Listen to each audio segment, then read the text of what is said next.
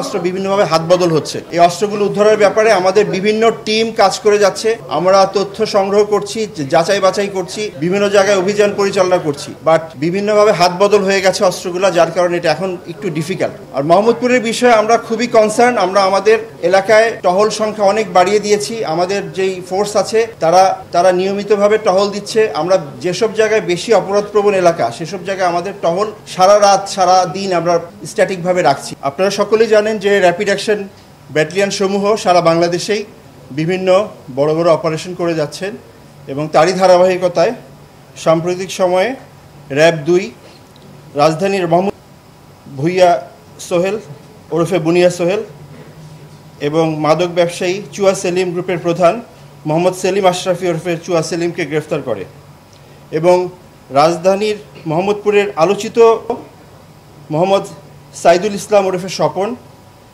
মোহাম্মদ রায়হান, মেহেদি হাসান ইউসুফ, মোহাম্মদ আবুল হাশেম এবং জুয়েল মিয়া।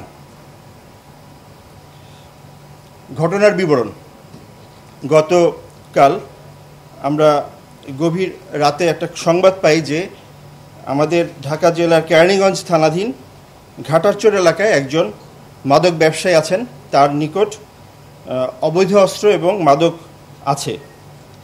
এই বিষয়টি আমাদের আভিযানিক দল তখন গোয়েন্দা নজরদারি শুরু করে এবং তথ্য সংগ্রহ করা শুরু করে।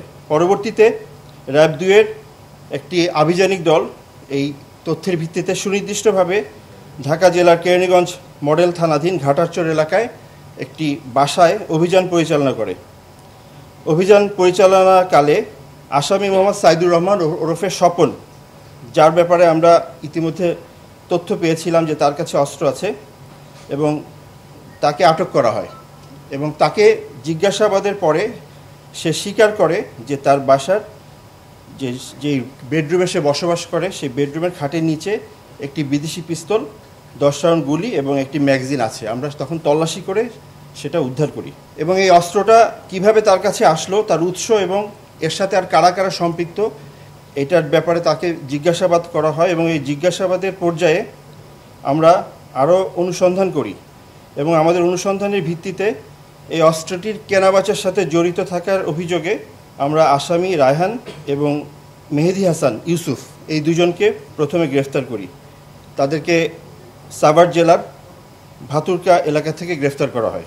সাভার যে কারো কাছে যদি এরকম কোনো তথ্য থাকে, কোথাও কোনো অস্ত্র আছে বা মাদক আছে, সেই তথ্য যদি আমাদের কাছে দেয়া হয় তাহলে আমরা এটা অবশ্যই যাচাই বাছাই করব এবং আসামি গ্রেফতার এবং অস্ত্র উদ্ধার, মাদক উদ্ধারের জন্য আমাদের সর্বাত্মক এবং সর্বোচ্চ চেষ্টা করব।